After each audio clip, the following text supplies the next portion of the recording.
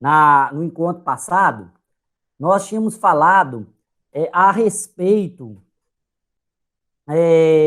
da questão da OAB que falava de IPTU, a possibilidade de atualização da base do valor venal. Então, eu vou mostrar aqui para vocês a questão, que inclusive nós já resolvemos na aula em que nós falamos do princípio da legalidade. Então, a questão era essa, né? O chefe do Poder Executivo do município X editou o decreto 123, em que corrige o valor venal dos imóveis para efeitos de cobrança do imposto predial e territorial urbano, de acordo com os índices inflacionários anuais de correção monetária. Nós havíamos falado na aula a respeito das limitações constitucionais e do princípio da legalidade, de quais são as hipóteses em que os decretos do Poder Executivo poderiam ser aplicados para atualização de base de cálculo. Então, nós já resolvemos essa questão aqui. Nós já resolvemos essa questão. O que nos falta? Nos falta agora continuar os estudos. Como eu falei com vocês, a base do nosso estudo são as questões. Como a gente está falando de IPTU, nós vamos fazer algumas reflexões sobre o IPTU. Então, vamos lá, que essa é a pauta de uma das partes que a gente vai falar hoje. Nós vamos, então, no conteúdo da aula de hoje, vai ser imposto sobre a propriedade predial e territorial urbana. Nós vamos falar de todos os aspectos relevantes ao IPTU para os fins de uma prova da OAB, tá? Então, vamos lá. O artigo 156 da Constituição diz: compete aos municípios instituir impostos sobre propriedade predial e territorial urbana, transmissão inter vivos a qualquer título por ato oneroso de bens imóveis por natureza ou ascensão física e de direitos reais sobre imóveis, exceto os de garantia, bem como cessão de direitos à sua aquisição. O 3 diz serviços de qualquer natureza não compreendidos no artigo 155, inciso 2, definidos em lei complementar. O artigo 156, inciso 2, ele trata dos impostos, do imposto sobre serviços de telecomunicações e de transporte intermunicipal. É o ICMS, tá? Então, quais são os impostos municipais? Os impostos municipais são 3: IPTU, ITBI e ISS. São esses os impostos que o município pode cobrar. Além disso, o que o município pode cobrar também de tributos? As contribuições sociais de natureza previdenciária dos setores. Então, o município também pode cobrar a contribuição social servidores, conforme o artigo.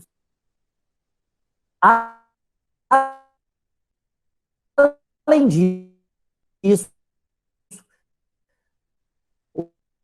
o artigo 149-A instituiu as chamadas postos, além dos municípios, há um outro ente federativo que pode cobrar esses mesmos tributos. Qual é? O Distrito Federal. Além disso, os municípios podem cobrar taxas diversas, que é também um tributo. Agora, especificamente a respeito do IPTU, então. O IPTU vai estar previsto nos artigos 32 e seguintes do Código Tributário Nacional e no artigo 156.1 da Constituição, que é esse que a gente acabou de ver aqui. Dispondo-se ambos ser o município sujeito ativo competente para a instituição do imposto.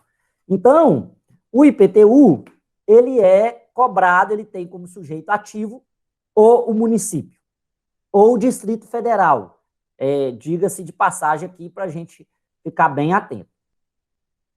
O lançamento desse tributo é usualmente de ofício.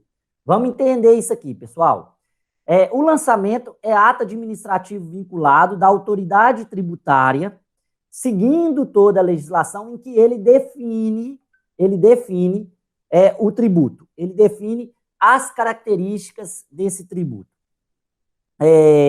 Quem é o sujeito ativo, quem é o sujeito passivo, qual é a base de cálculo, como que ele foi cobrado, o que ele tem que pagar. Então, o sujeito ativo, que é o município, através da sua autoridade tributária, faz o lançamento. Ele é de ofício, por quê? Porque a própria autoridade lança esse tributo sem nenhum ato necessário da administração do contribuinte.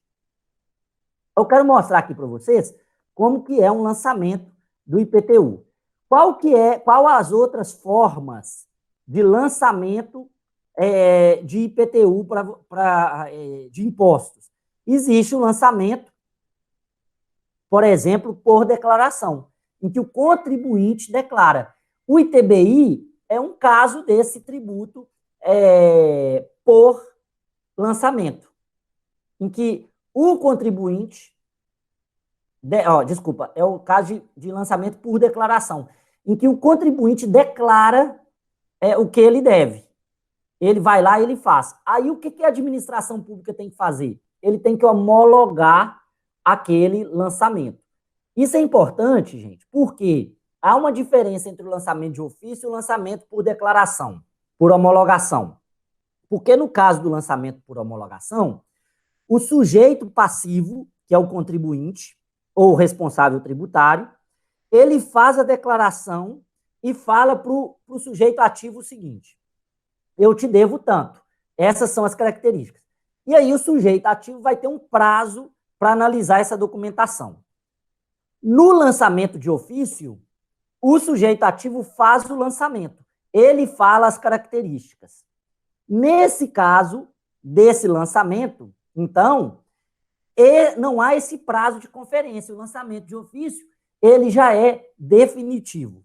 Eu quero mostrar aqui para vocês como que é um lançamento de um tributo como o IPTU.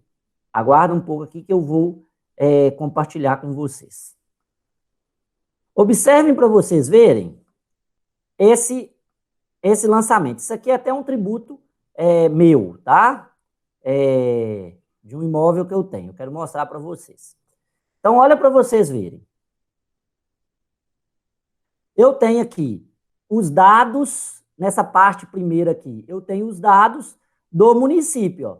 Prefeitura Municipal de Nova Lima, CNPJ, o tipo de tributo, o número do cadastro, a data do lançamento. Olha a data do lançamento, 17/3, a data da emissão da guia, o exercício. Então, observem que ele compõe aqui as características. Aí vem assim, lançamentos cadastrais, inscrição, quadra, observem. Deixa eu ver onde é que está aqui a aula que eu estou dando, que eu pulei. Isso. Então, aqui, ó, lançamento, quadra, lote, seção, base de cálculo, área do terreno. Qual que é a área de terreno? Área edificada, fração do terreno, pontos, alíquota, valor da edificação, valor territorial, o valor venal, ou seja, o valor cadastrado, tipo de receita e número de parcelas possíveis. Então, a receita IPTU, aqui ele cobra junto a taxa de coleta de lixo. Aí vem aqui, identificação do contribuinte. Vem todos os dados. Então, isso aqui, gente, e aí vem a guia de recolhimento. Isso aqui que eu estou mostrando para vocês é o lançamento do tributo. É a forma jurídica de você fazer um lançamento de tributo igual o IPTU. Vai mudar de município para município? Vai mudar o layout, mas basicamente é isso que os municípios fazem para lançamento. Por meio desse lançamento, eu, contribuinte, eu consigo, então, identificar de que eu estou sendo cobrado, quais são as características do tributo que está sendo cobrado de mim. Para que eu possa verificar, por exemplo, ali está falando a metragem, compõe uma sala, aquele imóvel é uma sala em Nova Lima. Vamos imaginar o seguinte, que eu vendo aquele lançamento, eu identifico que há um erro na metragem. Se há um erro na metragem, o que eu vou fazer? Então, eu vou fazer um procedimento administrativo lá na Prefeitura de Nova Lima, pedindo e fazendo a correção desse lançamento, para que sejam corrigidos os lançamentos tributários. Agora, como ele é de ofício, ele então ele é definitivo. Ele já está lançado. O ato já é perfeito. Eu posso impugná-lo do ponto de vista administrativo, através do processo administrativo, ou posso impugná-lo do ponto de vista judicial. Mas ele já é um ato perfeito. O lançamento por declaração, é o que acontece no imposto de renda, por exemplo. O que acontece? Eu declaro aquele tributo, eu falo, olha, eu recebi tanto, eu gastei tanto, o valor que eu tenho que pagar é esse, faço o pagamento e agora compete à autoridade tributária fazer a conferência se aqueles dados que eu falei estão corretos. E aí ele tem um prazo para fazer essa conferência, que é o chamado prazo decadencial. Qual que é o prazo decadencial? 5 anos. Então, nós vamos estudar isso na matéria decadência e prescrição, o prazo decadencial de 5 anos para eu lançar o tributo. Como ocorreu o lançamento de ofício aqui, eu já não falo mais de prazo decadencial, porque o lançamento já ocorreu. Tá joia? Quem são os sujeitos passivos do IPTU? Quem tem que pagar o IPTU? Aí a gente pode até falar assim, o dono do imóvel, né? Seria a resposta mais fácil para a gente poder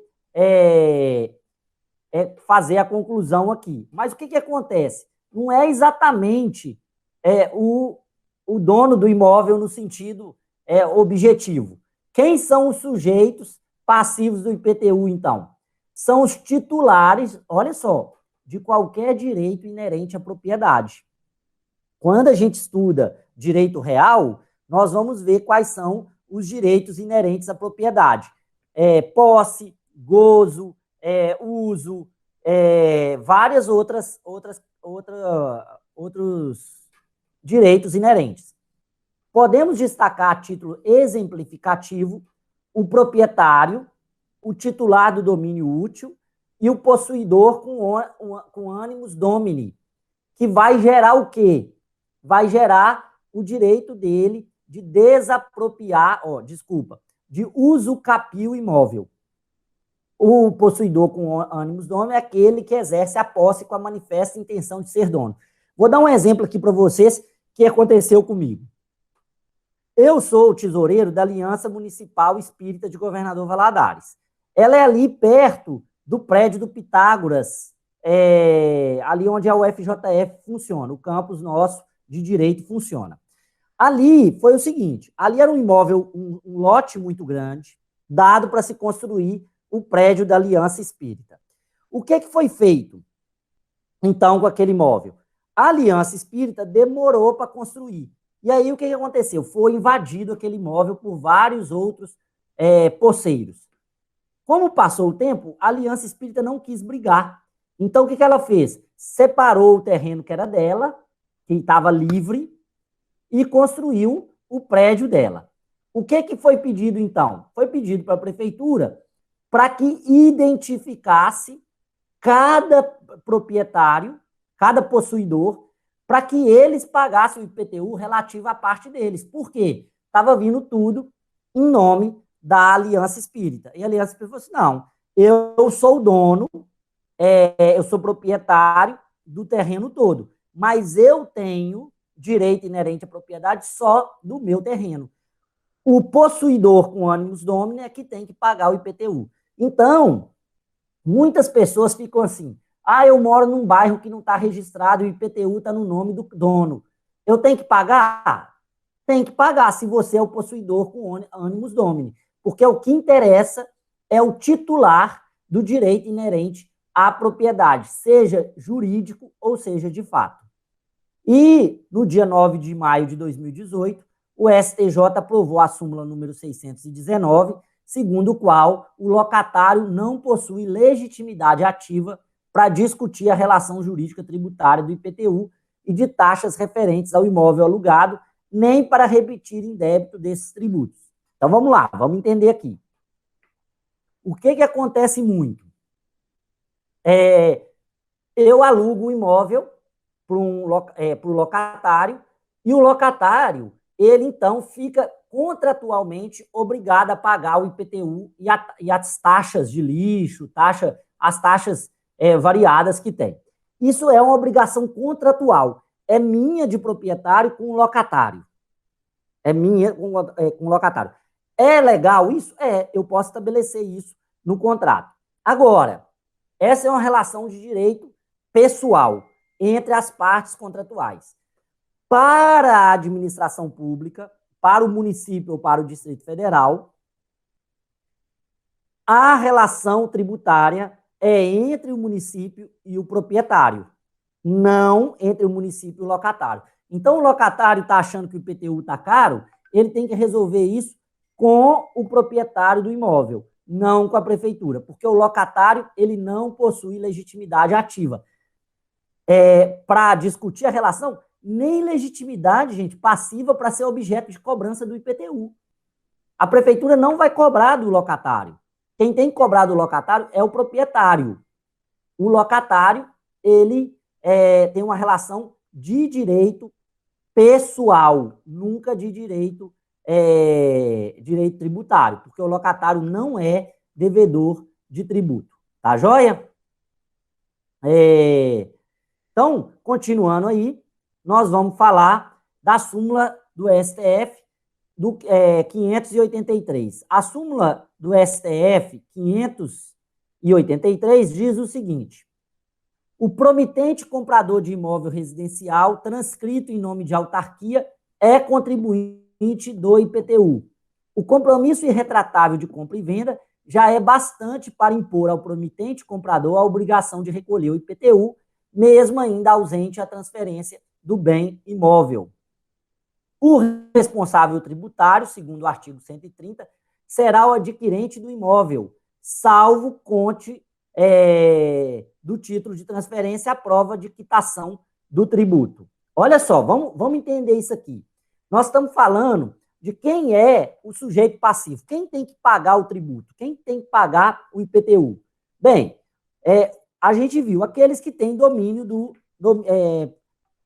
domínio, direitos inerentes à propriedade. Um deles é o que está registrado. A nossa questão e o possuidor, né? Aquele que não registrou ainda. O que nós vimos aqui? O locatário não é possuidor com ânimos domini. O locatário é só possuidor a título temporário. Ele vai ter que devolver o imóvel quando acabar o contrato de locação ou se ele restar inadimplente. Agora, quem compra um imóvel e já faz, né, tem um compromisso irretratável, tem escritura pública e ainda não registrou, ainda que ele não tenha registrado, ele tem que pagar os tributos do imóvel. Ele passa a ser o sujeito passivo. Inclusive o seguinte, quando ele adquire um imóvel, ele passa a ser responsável pelos tributos anteriores não pagos, exceto se ele mostrar na transferência uma prova de quitação do tributo. Então, por exemplo, vou comprar minha casa. Eu adorei esse apartamento. Eu quero ficar com ele. Aí o cara fala assim, olha, o imóvel custa 900 mil. Aí fala assim, ok, eu vou pagar 900 mil. Ou o imóvel custa 200 mil, vou pagar 200 mil. Ou o imóvel custa 50 mil, vou pagar os 50 mil. Só que eu vou lá registrar e eu não fiz a conferência se os IPTUs atrasados estão pagos. Quem tem que pagar vai ser eu. Eu tenho que cobrar dele no registro o pagamento dos tributos atrasados. Ou assumir a responsabilidade. Pode acontecer isso. Eu assumo a responsabilidade do pagamento do tributo. Eu viro e falo o seguinte, falo assim, não, eu vou comprar com essa dívida e eu pago esse tributo aqui, eu negocio esse tributo. Então, a responsabilidade passiva é de quem adquire o imóvel, seja ele registrado ou não. Eu não contei aqui para vocês do caso da Aliança Espírita. O que foi feito? Ali não havia um contrato de compra e venda, mas havia uma posse com ânimos domini por meio do uso capião, que uma vez comprovado, configura isso. Aí como é que você comprova a posse com uso capião? Você pede à prefeitura para fazer o registro. A prefeitura vai mandar o fiscal lá para poder medir, né, o terreno, para poder falar o que é cada unidade habitacional. Aí o fiscal vai perguntar assim, esse imóvel é seu? Se ele falar que não, vai, não, é da Aliança Espírita, você, então você não tem um ânimos domini. Então é da Aliança Espírita. Eu posso tomar ele na justiça, não vai caber o uso capião. Por quê? Porque o uso capião você tem que ter ânimo de dono. Se você não tem ânimo de dono, você não está uso capino, por mais que você tenha a posse. Então é muito fácil comprovar isso, tá? Então, quando a gente vê o sujeito passivo do IPTU, ele pode ser vários contribuintes, vários responsáveis. Contribuinte do imposto, então, segundo o CTN, é o proprietário do imóvel titulado seu domínio útil ou seu possuidor a qualquer título. Os impostos de competência dos municípios têm como fato gerador a propriedade, o domínio útil, a posse de bem imóvel que esteja localizada em zona urbana do município. Então, vamos lá. Olha só. O IPTU é Imposto Predial Territorial Urbano, tá? Então, o fato gerador dele é a propriedade, o domínio útil, a posse de qualquer bem imóvel localizado na zona urbana do município, geralmente consubstanciado mediante ficção jurídica no primeiro dia do ano civil, que é o dia 1º de janeiro. E falamos aqui, em outro vídeo, em outra aula, nós falamos do imposto de data certa, por tempo certo, que é esse caso, em que a lei, por uma ficção, vai falar o seguinte, no dia 1º de janeiro, acontece, então, a configuração da propriedade. Anualmente, por ficção, considera-se a configuração da propriedade. Então, é o seguinte, olha só, nós já vimos que o IPTU vai incidir sobre propriedade, domínio útil, posse como se fosse dono, beleza. Agora, a nossa questão é a seguinte, só uma observação, esse domínio útil, né, a pessoa às vezes fala assim, eu invadi um terreno do município, construí uma casa lá. Ele não pode usucapiar bem público, mas ele pode cobrar IPTU. Ele pode ser objeto de cobrança de IPTU. Por quê? Ele tem o domínio útil ou a posse com ânimos de dono. Então, a pessoa às vezes fala assim, mas eu nem tenho registro. Não interessa, não interessa. Tá? O que interessa é se aquela configuração é de proprietário, ou seja, a pessoa que está usando como se dono fosse. E aí ele tem que pagar o IPTU. Agora, qual é a questão aqui? Ele é da zona urbana. E como que eu defino uma zona urbana? Aqui, gente, eu coloquei, vou passar rapidinho aqui, só para colocar, porque aí eu vou focar na questão da zona urbana. Propriedade, gozo jurídico pleno de uso, fruição e disposição do bem imóvel, ou seja, a propriedade é o gozo jurídico pleno, eu posso fazer qualquer coisa. O domínio útil, um dos elementos de gozo jurídico da propriedade plena. A posse, manifesta-se no caso de incidência de IPTU quando alguém age como se fosse titulado domínio útil, portanto, na posse caracterizada como uso capião. Assim, refere-se à posse juridicamente perfeita e não àquela de índole irregular, que é o caso do locatário. Impende destacar que o conceito de bem imóvel, seja por natureza ou acessão física, é decorrente da legislação civil e está previsto no artigo 79, primeira parte, e 1248 do Código Civil. Então, a gente vai usar o conceito de bem imóvel urbano, residencial urbano, aquele do Código Civil, tá? Aí isso aqui é interessante, porque fala assim, e quem dorme naqueles carros, né, naqueles furgão? Bem, aquele não é um bem imóvel residencial, então não cabe IPTU sobre ele. Agora, se ele tiver estacionado num terreno, o terreno pode pagar o IPTU. Aí, vamos focar aí em algumas questões relativas a essas características, né? O imposto de competência dos municípios sobre a propriedade predial e territorial urbana tem como fato gerador a propriedade, o domínio útil, posse do bem imóvel, por natureza ou por acessão física. Por natureza é aqueles casos em que a natureza física dele, por exemplo, um lote, uma casa, ela é um bem imóvel, ou aqueles casos em que acontece uma mudança física, por exemplo, um rio que seca, aí eu tenho a acessão física. E aí essa matéria é muito típica de direito real, tá? Lá do direito civil. Quando a gente fala, por exemplo, uma ilha que surge, ou uma garagem construída a mais, isso tudo, né, configura uma cessão física, em que há, na verdade, um aumento da propriedade. Então, a gente tem aí que analisar essa questão sobre a ótica do direito real. Agora, definido como imóvel urbano, como que eu caracterizo o imóvel urbano? Está aqui no parágrafo 1º do artigo 32. Vamos lá. Para os efeitos deste imposto, entende-se como zona urbana a definida em lei municipal. Então, olha só, gente. Quem vai definir se uma zona é rural ou urbana na cidade é a lei municipal. A lei municipal ela vai zonear a cidade, estabelecendo o que é zona rural e estabelecendo o que é zona urbana. Então ela vai virar e falar assim: o perímetro tal a tal compõe-se de zona urbana, ou o bairro tal ele é zona urbana. Então eu tenho essa definição. A definição é legal, a lei que vai estabelecer. Observado o requisito mínimo de existência de melhoramentos indicados em pelo menos 2 dos incisos seguintes, construídos ou mantidos pelo poder público. Agora, o município pode definir qualquer área como zona urbana? Não. Não.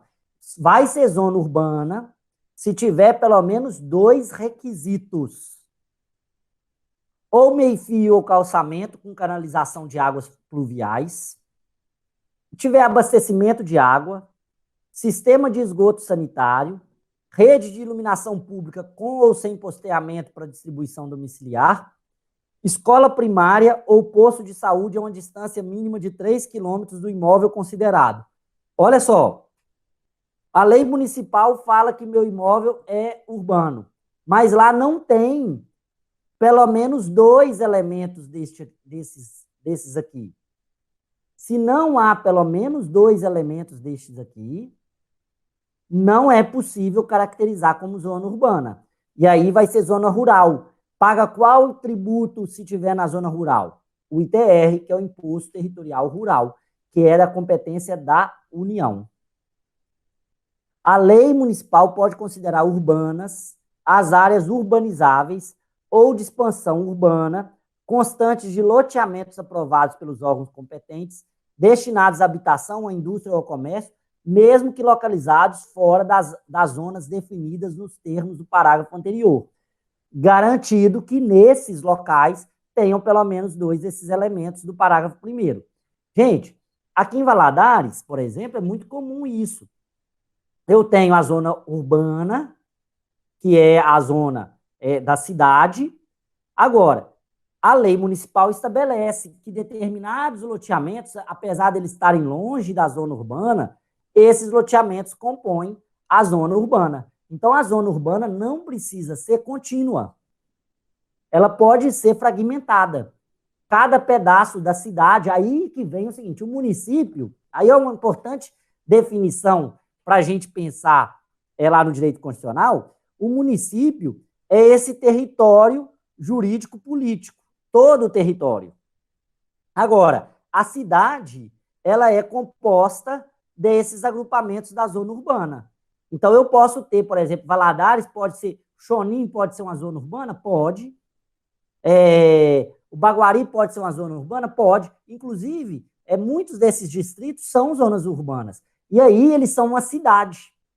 Eles são caracterizados como uma cidade, mas não como município. O município é de Governador Valadares. Aqui a gente usa a definição de distrito, né? Mas do ponto de vista técnico, a gente pode falar que ali tem características de cidade. Agora, veja só, o que o Código Tributário fala? Se eu tiver dentro da cidade uma fazenda, se ela for uma fazenda produtora, um agroprodutor, seja para agricultura familiar, seja agroindústria, eu posso pedir que aquela área seja destacada e seja incidido sobre ele ITR e não IPTU. Eu só estou dando essa dica que a gente vai chegar a falar isso em outra aula que a gente fizer aqui ou em outro momento. Mas a caracterização de zona urbana, então, é definido pela lei municipal, mas tem que contemplar pelo menos 2 incisos destes colocados aqui. Tá bem? Resumidamente, então, o fato gerador do IPTU é norteado por 2 elementos, o espacial e temporal. O primeiro é o território urbano do município e o segundo é a cobrança anual, 1º de janeiro de cada ano, mediante ficção jurídica. Frise-se que, em 12 de dezembro de 2018, a primeira sessão do STJ aprovou a súmula número 626 com o seguinte enunciado: a incidência do IPTU sobre imóvel situado em área considerada pela lei local como urbanizável ou de expansão urbana não está condicionada à existência dos melhoramentos elencados no artigo 32. Olha só para vocês verem. Eu acabei de falar com vocês que tinha que ter, né? Aí veio a súmula aqui e me desmentiu. Porque eu não me atualizei aqui com essa súmula, que ela foi do dia 12 de dezembro. Estava acostumado, pela minha prática lá na Secretaria Municipal de Fazenda, que a gente considerava as áreas urbanizáveis somente as que tinham 2 elementos. No caso aqui, a súmula número 626 está falando o seguinte: se a área é considerada pela lei local como urbanizável ou de expansão urbana, ela não está condicionada à existência dos melhoramentos elencados, que na verdade, essa relação aqui, né? Do parágrafo 1º com o parágrafo 2º. O parágrafo 2º, então, independe dessas características aqui que estão sendo colocadas. Vamos fazer essa correção aí. Estou passando vergonha aqui com vocês, mas acabou que isso aqui eu nunca mais vou esquecer pela correção aqui, mas como foi uma decisão muito recente, né, vou considerar aí, você não tem nem 1 ano e meio direito tem um pouquinho mais de 1 ano e meio dessa legislação, dessa publicação. Bem, a zona urbana, então, a definição em lei municipal, requisito mínimo de pelo menos 2 itens construídos ou mantidos pelo poder público, ou meio-fio ou calçamento, ou abastecimento de água, ou sistema de esgoto sanitário, rede de iluminação pública, escola primária ou poste de saúde, a no máximo 3 quilômetros. Gente, quando a gente está falando dessa súmula aqui, é muito provável o STJ deve ter tomado essa decisão, porque essas áreas urbanizáveis ou de expansão urbana, elas seriam áreas que elas só poderiam ser habitadas depois que ela tivesse alguma estrutura mínima. Então, essa é uma forma até de desmotivar a urbanização irregular, que as pessoas podiam simplesmente urbanizar e falar o seguinte, assim, não, essa aqui é uma área de expansão, mas ainda não tem isso.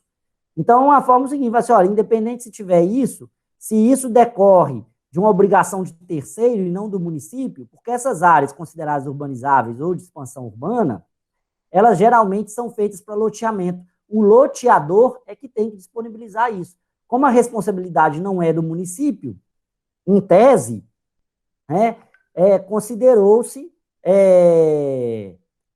que tem que pagar o tributo de forma a desestimular a urbanização sem esses requisitos. Bem, o STF prestigia a tributação dos imóveis segundo o critério de sua destinação econômica, pouco importando a localização geográfica.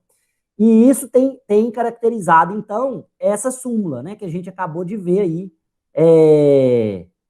que eu comentei. Além disso, outro aspecto relativo a isso, que dessa prestigiação, desse prestígio do critério da destinação econômica, gente, é o fato de considerar a zona rural imóvel rural dentro da zona urbana que eu falei aqui para vocês. Então, por exemplo, eu tenho um terreno de 1.000 metros quadrados e lá eu tenho uma casinha e faço agricultura familiar. Eu planto hortaliça, eu tenho banana, eu tenho uma lavourazinha de café, uma lavoura de laranja ou de limão e faço daquilo a minha atividade econômica. Então, a destinação econômica daquele imóvel não é urbana, eu não moro ali. Ou eu moro ali como agricultura familiar, ou eu utilizo aquilo para agricultura industrial. Nesses casos, tem-se considerado que não se paga IPTU, paga-se ITR. Eu estou contando isso para vocês porque pode vir uma questão assim, proprietário de imóvel dentro da zona urbana, com meio-fio, calçamento e abastecimento de água, utiliza aquela propriedade não como residência, mas como uma mini fazenda. Essa propriedade rural, essa com atividade rural, paga IPTU ou ITR? A gente vai responder, então, ITR, porque eu vou verificar a destinação econômica. A localização geográfica é indicativo, é a presunção. Eu não comentei aqui, numa outra aula, a gente comentou da presunção iuris et iuris e iuris tanto. Essa é uma presunção iuris tanto, ou seja, admite prova em contrário. Eu estou na zona urbana, mas o meu imóvel é rural, então admite. Ou eu estou na zona rural, urbanizável, mas o meu imóvel ele é urbano e não rural, então eu vou pagar o IPTU. Então, continuando, a base de cálculo do IPTU será o valor venal do imóvel. O que é o valor venal? É o valor de venda. Como que eu defino o valor de venda para o IPTU? No caso, eu tenho que olhar a legislação municipal. Ela vai fazer. Por quê? O valor de venda é variável. Então, eu tenho que ter o valor venal do imóvel, seria aquele valor que não depende tanto do mercado, mas é o valor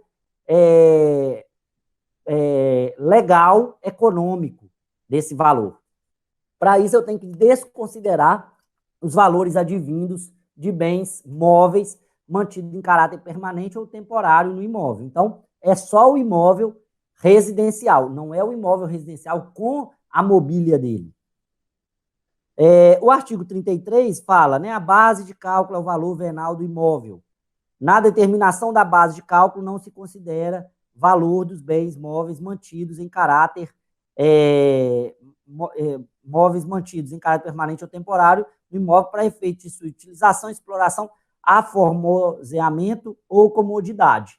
Então, eu tenho uma casa, é idêntica à casa do outro, só que ele tem uma televisão de plasma de 100 polegadas.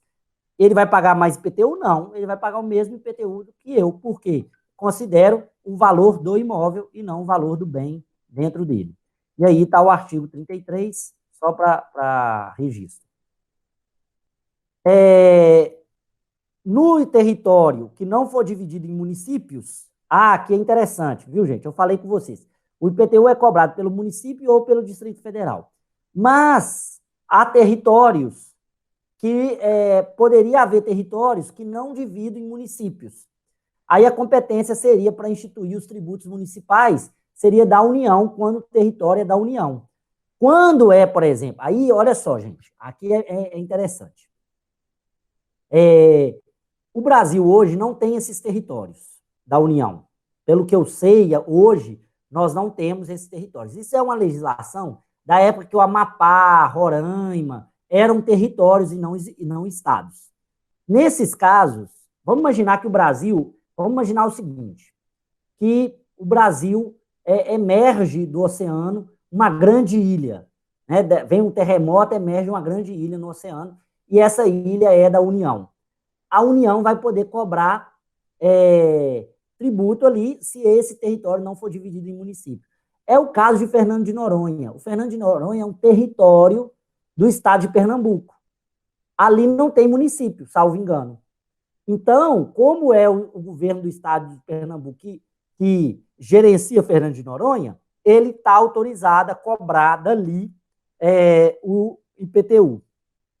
O locatário, posse indireta, não é contribuinte, não tem legitimidade para impugnar lançamento de IPTU. Já falamos aqui. A Fazenda Pública poderá escolher de quem cobrar entre o proprietário, usufrutuário, ou possuidor. Então, a Fazenda Pública, ela não tem obrigação de saber quem tem o animus domini. Ela vai cobrar de quem ela entender que é o proprietário. Se está registrado, é o nome de quem está registrado. Se tem usufruto, eu posso cobrar de quem é usufrutuário. E se tiver um possuidor, eu posso cobrar do possuidor. Eu não posso cobrar do locatário, porque o locatário é posse indireta, temporária, tá? Eu estou falando aqui da propriedade e do possuidor de fato, tá? Então, para a gente considerar aqui. Pessoal, só para a gente considerar o valor venal. Como que eu calculo o valor venal? Eu quero falar isso para vocês de forma mais clara. Eu calculo o valor venal da seguinte forma, pessoal. A lei estabelece quanto que custa um imóvel. A lei municipal vai fazer o chamada planta de valores. Como que funciona? Eu pego a cidade e falo assim, zona 1, zona 2, zona 3, zona 4, quantas zonas eu quiser. Aí eu falo o seguinte, de acordo com o poder aquisitivo, a proximidade do centro, a existência de bens públicos, por exemplo, escola, hospital, posto de saúde, etc. Então, assim, a zona 1 é a zona alta, a zona 2 é a zona média, a zona 3 é a zona baixa, a zona 4 é a zona baixíssima. Não tem nada, só tem calçamento, só tem água, não tem nenhum serviço. Lá, geralmente, mora a população mais carente da cidade. Então, eu divido essa cidade. E aí eu estabeleço assim, para cada metro quadrado construído, é um ponto X de cobrança. Se há alvenaria, é outro ponto. Se a fachada é uma fachada bonita, eu cobro outro ponto. Se se tem 2 andares, eu cobro tanto. Se tem piscina, eu cobro tanto. Se tem campo de futebol, eu cobro tanto. Se tem telhado da marca tal, da característica tal, eu cobro tanto. Se tem 4 andares, eu cobro tanto. E aí, eu estabeleço critérios de avaliação, podendo conceder benefícios e podendo retirar benefícios. Então, o que eu posso fazer? Eu posso virar e falar assim, olha, quem tiver um imóvel com mais de 5 andares, o IPTU vai ser mais barato. Por quê? Eu quero estimular a concentração urbana. Ou eu posso falar que imóveis com mais de 5 andares vão pagar mais. Então, eu posso estabelecer nessa planta de valores, inclusive, requisitos de valorização e de desvalorização do imóvel. Então, aí eu pego essa planta de valores com essas características, aí eu vou fazer para cada imóvel, eu faço a avaliação daquele imóvel. Esse imóvel vale tanto, de acordo com as declarações do contribuinte, quando ele vai registrar o imóvel dele, vai pedir o habite, e de acordo com que a minha fiscalização, eu, município, fiscalizo. Para isso, então, por exemplo, governador Valadares tem o cadastro imobiliário. Qual que lá existem os cadastradores? Qual que é a função dos cadastradores? 2. Uma ir de casa em casa, olhando o imóvel e registrando, e outra, usar a tecnologia. O que foi feito em Governador Valadares, por exemplo? Passou-se um drone na cidade e tirou uma foto da cidade. Então, pega-se essa foto, coloca-se no mapa da cidade que tem. E aí vê as inconsistências. Então, por exemplo, tem uma casa ali que não cobra, que cobra IPTU, mas que tem piscina. E no cadastro dela não tem a piscina. Então, o que é feito? É feito um ajuste. E aí, muitas vezes, a pessoa vai falar assim, mas eu pagava tanto de IPTU, agora eu estou pagando tanto. Está pagando tanto porque seu imóvel aumentou o valor venal. Então, eu tenho uma planta de valores. Essa planta de valores, gente, ela é aprovada por lei, tá? Ela é aprovada por lei. Ela precisa ser atualizada de tempos em tempos. Então, a valorização, o valor venal é definido por lei. Agora, é diferente quando eu estou falando disso aqui, ó. Conforme o parágrafo 2º do artigo 97 do CTN, a simples atualização do valor monetário da respectiva base de cálculo, com índices oficiais de correção monetária, não implica majoração do tributo. Não implica majoração do tributo. Eu não estou falando da atualização anual do valor monetário da base de cálculo. Eu estou falando do valor venal na planta de valores. A planta de valores, ela precisa ser atualizada por lei. Agora, o valor monetário dessa planta de valor, que é a correção pela inflação, eu posso fazer por decreto, que é o objeto da questão que a gente está analisando. Para a atualização do valor monetário da base de cálculo, não se aplica o princípio da anterioridade nonagesimal, tal como no IPVA. Tá? Desculpa, gente, aqui é ponto. A mesma coisa é no IPVA. No IPVA também não se aplica, porque do jeito que ficou aqui, né, ficou vírgula, tal como no IPVA, ficou parecendo que o IPVA é assim. Na verdade, nem no IPVA do IPTU eu aplico o princípio da anterioridade nonagesimal. Eu aplico imediatamente. Então, eu tenho até o dia 31 de dezembro para atualizar a base de cálculo dos imóveis, corrigir monetariamente, ou dos veículos. Por outro lado, se houver excesso em relação aos índices oficiais, poderá ser declarado indevido o aumento, por violar o princípio da legalidade tributária. Então, só se autoriza se o valor monetário for atualização de valor monetário, inflação. Não posso subir mais do que isso, que é o teor da súmula 160 do STJ. Nesse sentido, a majoração da base de cálculo do IPTU depende da elaboração de lei, exceto nos casos de simples atualização monetária em atendimento ao princípio da reserva legal. Então, façam uma anotação assim. Planta de valores. Aí você coloca uma seta. Atualização do valor monetário. Desculpa, coloca assim, ó. Planta de valores. Entre parênteses, base de cálculo. Aí coloca a seta, porque a planta de valores é o instrumento da base de cálculo do IPTU. Aí coloca uma seta. Atualização do valor monetário. Essa atualização do valor monetário, ela é livre, por decreto. O que excede ao valor monetário tem que ser por lei, tá? Então, vamos lá.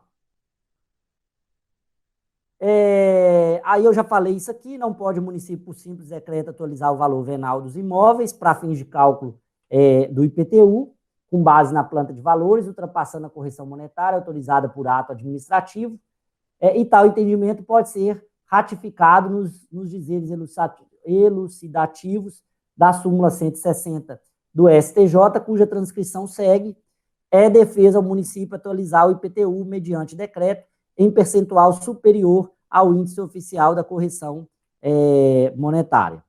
Tá? Então, tá aí a base jurídica dessas informações que nós estamos falando aqui. Isso aqui, gente, é o objeto da questão que a gente apresentou aí no início da aula.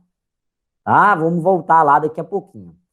Há possibilidade, entretanto, que mesmo atualizado monetariamente, não se consiga alcançar o valor venal real do imóvel. Nessa hipótese, quando se pensa em atualizar com índices superiores ao da correção monetária do período, pode não se ter apenas uma atualização, mas uma majoração, o que só será possível através de lei, em razão da estrita legalidade tributária ou tipicidade cerrada. Isso aqui, gente, é o seguinte, olha o que acontece. Vamos imaginar, eu faço uma planta de valores, não tem nada naquele imóvel, naquele bairro. Aí eu construo uma universidade lá, eu construo um posto de saúde, eu coloco uma rua melhor, vai um comércio, vai um supermercado. Aí, o que acontece com aquele valor venal? Explode, né? Fica maravilhosamente caro para o dono, né? Não para o comprador. Aí, o que é possível fazer?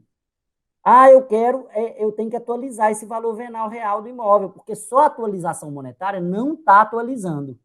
Aí é por lei. Aí eu tenho que fazer por lei. É recomendado que o município faça isso a cada 5 anos. Por quê? Para eu pegar essa modificação do território. O que aconteceu tanto para o bem quanto para o mal, tanto para aumentar quanto para diminuir. É importante fazer isso. Mas você já deve ter percebido que isso, politicamente, dá um trabalhão para a gente fazer. Então, os prefeitos, usualmente, preferem não fazer essa atualização monetária. O IPTU é imposto norteado pela técnica de incidência de alíquotas progressivas, uma vez que a Constituição as admite explicitamente nos artigos 156, parágrafo 1º, 1 e 2, e artigo 182, parágrafo 4º, 2. A progressividade no IPTU pode ser fiscal ou extrafiscal. Gente, um ótimo objeto de análise para fins de TCC, mestrado e doutorado, a progressividade no IPTU, análise da progressividade no IPTU. Quem tiver interesse, inclusive, depois eu posso passar um artigo muito bom a respeito de progressividade. Não é indicado para a prova da OAB, é indicado para quem quer fazer um TCC ou quer fazer aí um mestrado ou doutorado nessa área de direito tributário. Então, esse um elemento. Eu posso ter tanto a fiscal quanto a extrafiscal. Qual que é a diferença desses dois elementos? Nós já comentamos também a respeito de fiscalidade e extrafiscalidade. Na fiscalidade, eu quero aumentar minha arrecadação. Então, o que eu posso fazer? Imóveis com valores mais altos pagam um IPTU, uma alíquota mais alta. Como é que é aqui no município de Governador Valadares? Por exemplo, o imóvel comercial paga 0,6% e o imóvel residencial paga 0,45% do valor venal. Eu poderia ter alíquotas diferenciadas para cada imóvel. Os imóveis de luxo vão ser 0,7%. Poderia. Então, eu posso ter uma progressividade da alíquota. Agora, eu também tenho a chamada progressividade extrafiscal. O que é a extrafiscal? Eu quero, nesse caso, não é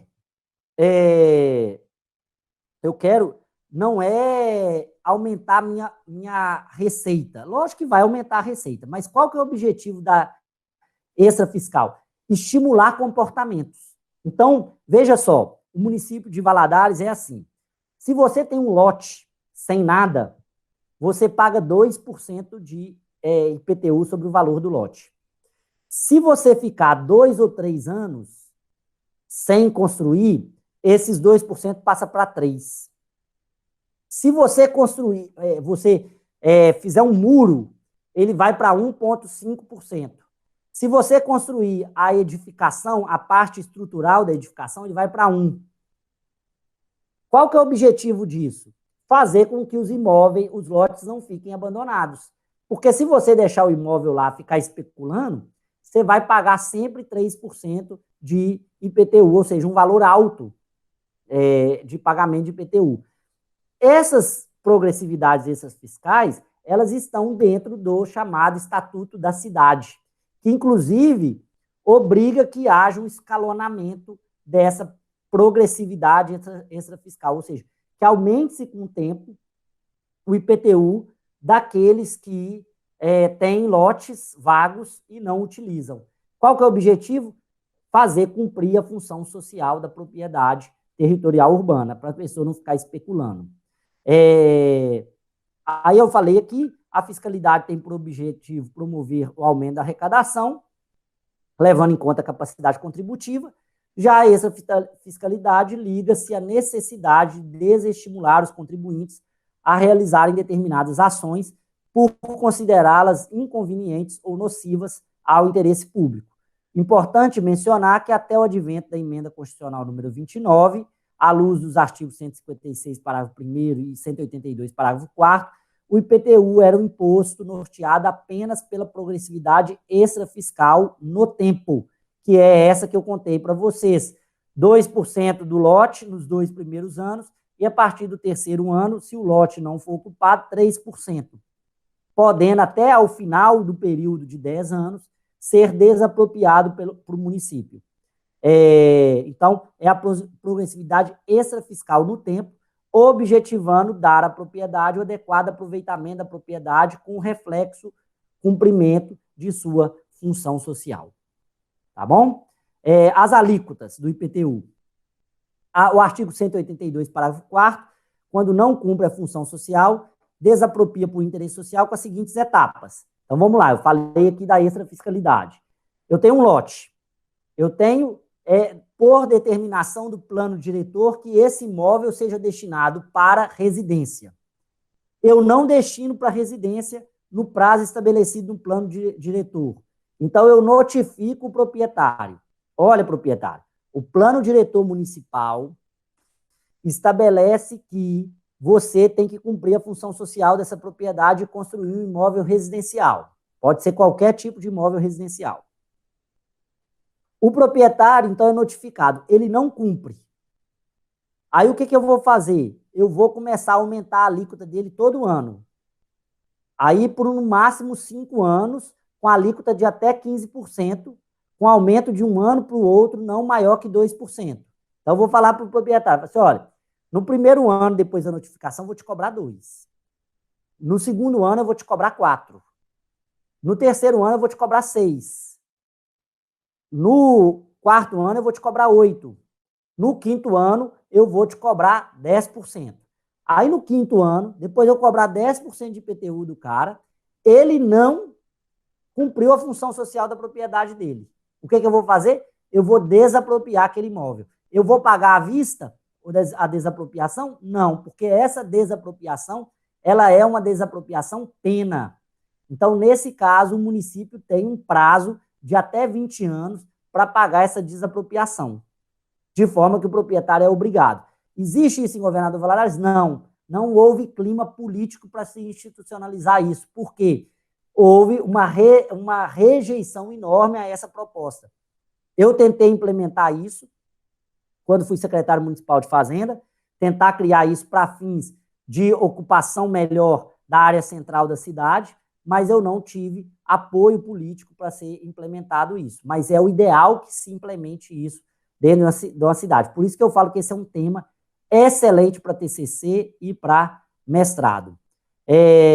Com o advento da emenda constitucional, previu-se a progressividade fiscal em valor da localização e do uso do imóvel. Então, a partir da emenda constitucional número 29, houve, né, uma melhoria dessa possibilidade de progressividade, e isso destacar que a emenda constitucional recebeu severas críticas ao estabelecer a hipótese de progressividade fiscal para o IPTU, uma vez que o referido imposto é de natureza real e, como se nota, a progressividade fiscal está relacionada aos impostos de natureza pessoal.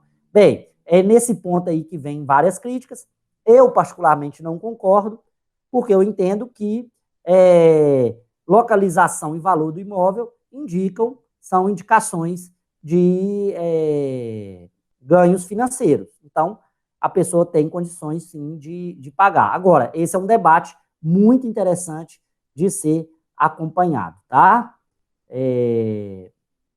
Vamos seguir aqui.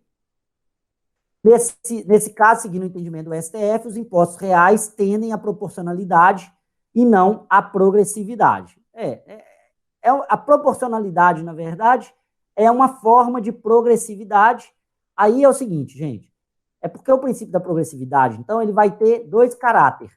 O caráter pessoal, que é o ideal, eu saber se aquela pessoa ganha dinheiro mesmo, e vou ter uma progressividade de caráter real, que é relativa à coisa, ao objeto. Aí, nesse caso, o termo que tem sido adotado pelo STF não é progressividade, sim proporcionalidade. A súmula 668 diz: é inconstitucional a lei municipal que tem estabelecido, antes da emenda número 29, as alíquotas progressivas para IPTU, salvo se destinada a assegurar o cumprimento da função social da propriedade urbana. Aqui, gente, era um debate muito antigo. Eu acredito que ele nem existe mais nas provas da OAB, em concurso, porque ele já se passou aí mais de 20 anos. Era se as leis anteriores à emenda constitucional número 29, elas teriam se constitucionalizado.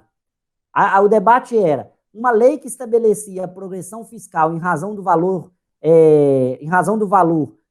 da localização e do uso do imóvel, se ela já estabelecia, e a emenda constitucional constitucionalizou essa lei que era inconstitucional. O que o STF disse? Não constitucionalizou. Desse modo, é necessário que haja aprovação de uma nova lei após a emenda constitucional número 29 de 2000, tá? É só uma questão que é até interessante, né? Uma lei inconstitucional, ela não se constitucionaliza pela superveniência de uma emenda constitucional. Pelo menos é a decisão do STF no caso da súmula 668, a respeito de tema similar em IPTU. Bem, para a gente ir finalizando, né? Só colocando aqui, os sítios de recreio. A propriedade de sítios de recreio pode ser considerado fato gerador de IPTU se estiverem situados em zona urbana ou em área de expansão urbana, em atendimento aos requisitos elencados no artigo 32. É aquele debate que eu falei aqui, a pessoa tem um sítio de recreio, ela fala assim, não, mas isso é o seguinte, eu dou uma destinação econômica rural. O que foi considerado? Não, o sítio de recreio não é destinação rural, então se ele tiver dentro da zona urbana, ele paga IPTU. Falei aqui que a localização do imóvel não é mais critério a ser levado isoladamente em consideração. Eu preciso levar em conta a destinação econômica. A esse propósito, temos notado iterativas decisões, não só de tributos estaduais, mas também do próprio STJ, no sentido de preterir o critério de localização do imóvel em detrimento do critério de sua destinação econômica. Tal mudança de posicionamento se deu em função das alterações produzidas pelo artigo 15 do Decreto-Lei, que, a despeito de ter sido revogado por meio do artigo 6º da Lei 5.868, veio a ser posteriormente revigorado com a declaração de inconstitucionalidade do referido artigo. Então, o artigo 15 do Decreto-Lei número 57 de 1966 estabelece como um dos critérios a destinação econômica. Então, o que o STF tem feito? Ele tem cumulado, o STJ tem feito, ele tem cumulado. Eu olho a localização e a destinação econômica. Se ele está na zona urbana com destinação rural, então eu cobro ITR e não IPTU. O caso do sítio do recreio é incapaz de definir isso, porque o sítio de recreio não é uma atividade rural. Dessa forma, tendo em vista a insuficiência íncita ao critério de localização, deve ser prestigiada a tributação dos imóveis localizados em zona urbana, segundo o critério de sua destinação econômica. Gente, o mesmo não ocorre no inverso. O imóvel com destinação urbana, se ele não está na zona urbana ou na zona urbanizável, ele incide sobre ele ITR, tá? Aqui é só para os casos do imóvel com destinação econômica rural dentro da zona urbana. O locatário e o comodatário jamais poderão representar-se como contribuintes, já falamos isso aqui, tá bem explicado. Aí, para a gente finalizar, voltando à questão, então, a gente pegar aqui, o chefe do executivo do município X editou o decreto 123, em que corrige o valor venal dos imóveis para efeito de cobrança do imposto predial e territorial urbano, de acordo com os índices inflacionários anuais de correção monetária. Pode ser feito isso? Então, a resposta correta está de acordo com o princípio da legalidade, pois a atualização monetária da base de cálculo do IPTU pode ser realizada por meio de decreto. Então, a ata falsa, porque não fere o princípio da legalidade, porque nós não estamos falando de majoração de base de cálculo, e sim atualização monetária. A B está errada porque nós não estamos falando de majoração da base de cálculo, sim correção monetária da base de cálculo. E o D está errado, porque a atualização monetária da base de cálculo não precisa de lei em sentido formal. Beleza, pessoal? Em relação a essa questão, nós tivemos duas aulas. Uma de tópico relacionada à legalidade, e aí fizemos um estudo vasto sobre o princípio da legalidade. E nessa aula de hoje, nós falamos do IPTU, um estudo vasto sobre o IPTU. Agora, então, com essas duas temáticas, seria possíveis de responder essa questão. Na temática da legalidade, inclusive, nós respondemos uma segunda questão, que é a do empréstimo compulsório, que nós vamos ver na próxima aula, daqui a pouquinho, que nós vamos fazer. Beleza?